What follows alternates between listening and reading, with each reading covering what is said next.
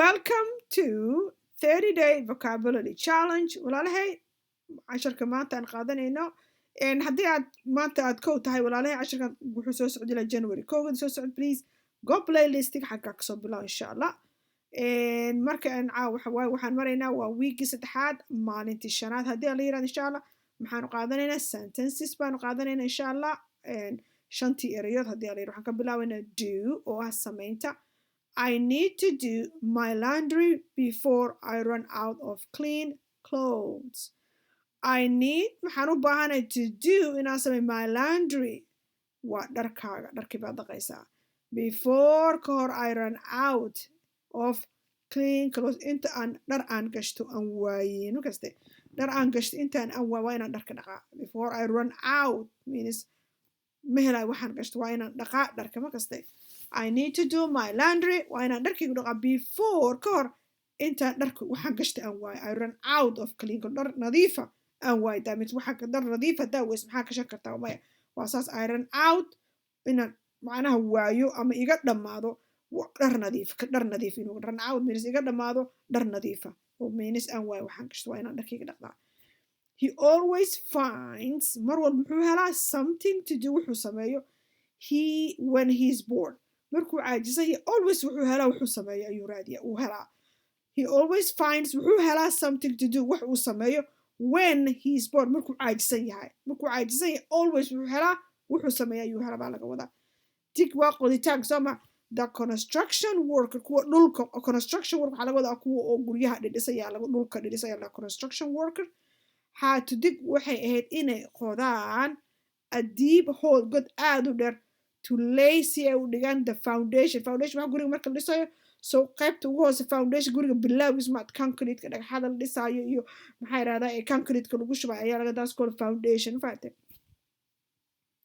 the construction workers had to dig waxay ahayd inay qodaan to deep macnaha hole god aad hoos u ah to lay the foundation guryaha marka la dhisayo waa ina dhulka xoogaa hoos loo sii qodaa si maxaa yidhahdaa shamiintadii wixii dhan lagu shubo guriga marka uu adkaad uu istaagaa laga wadaa markaas walaalay okay I love to dig waxaan jeclahay inaan qodo in my garden beertayda and plant and abuuro new flowers inaan ubax cusub aan ku abuuro I love to dig my garden and plant this is me I love garden you guys you never see but I love garden inaan wax abuurto aad baan uga helaa markaste I love to dig my garden waxaan jeclahay inaan beertayda qodo and plant and abuur new flowers ubaxyo cusub aan ku beero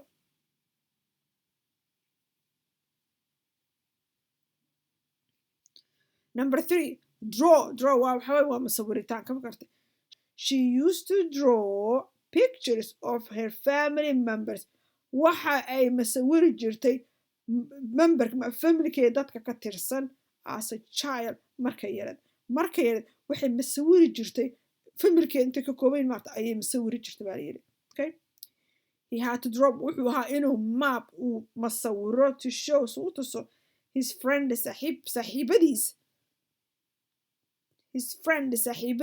how to get to his house gurigiisa sidee u imaan lahayn ayuu wuxuu u masawiray meesha jidkay mari lahaayeen ayuu u soo xariiq si ay gurigiisa u imaadaan he had to draw a map means waxa weeyaan meesha qofka tagay maarta jidkii meesha wuxuu mari lahaa wuxuu qaadan lahaa wuxuu yiri map to show his friends to saaxiibadiis how to get to his house gurigiisa sidee ku imaan lahaayeen okay drink I like to drink coffee and waxaan jeclahay inaan qaxwo cabo every morning so waxba to start my day aan maalintayda ku bilaabo suunasaan qaxwan cabiya si maalintayda aan ku bilaabo markasta walaalay waa sidaas I like to drink coffee waxaan jeclahay qaxwo inaan cabo every morning so waxba to start my day maalintayda inaan ku bilaabo si aan maalintayda u bilaawdo yeah we must drink plenty of water waa inaan cabnaa biyo badan to stay hydrated si korkeen uu qaleel nooga noqoto waa inaan biyo badan cabnaa during the summer especially waqtiga goorma during summer means xilliga oo samarka lagu jiro maarta oo kuleelaha uu jiro kale waa inaan xilliga jiilaalka samar waa jiilaal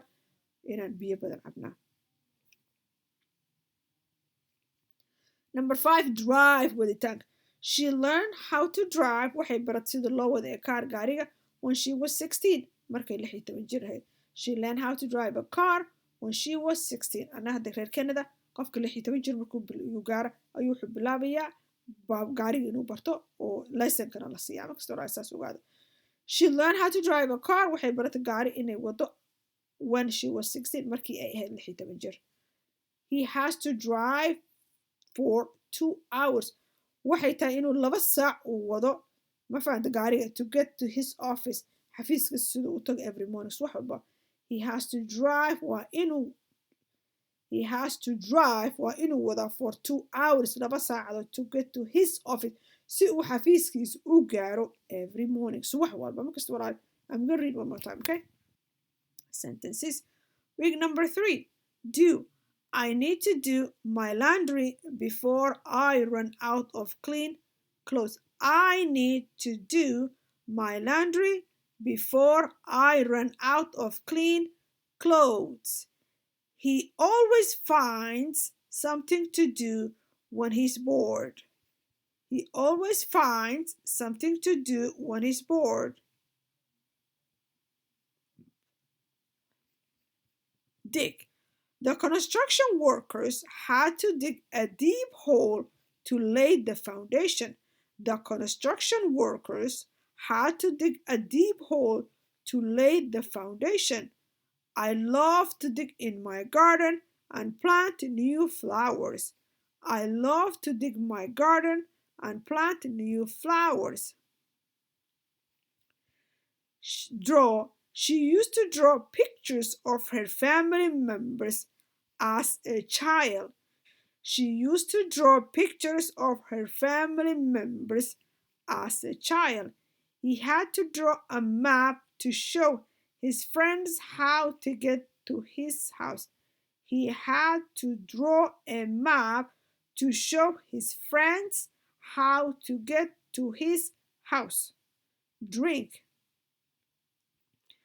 I like to drink coffee every morning to start my day.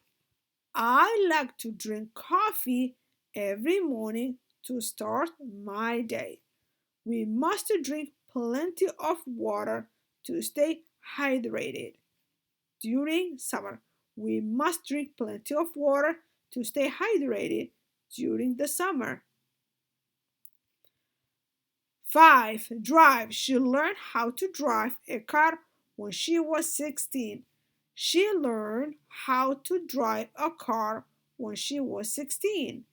He has to drive for 2 hours to get to his office every morning. He has to drive for 2 hours to get to his office every morning.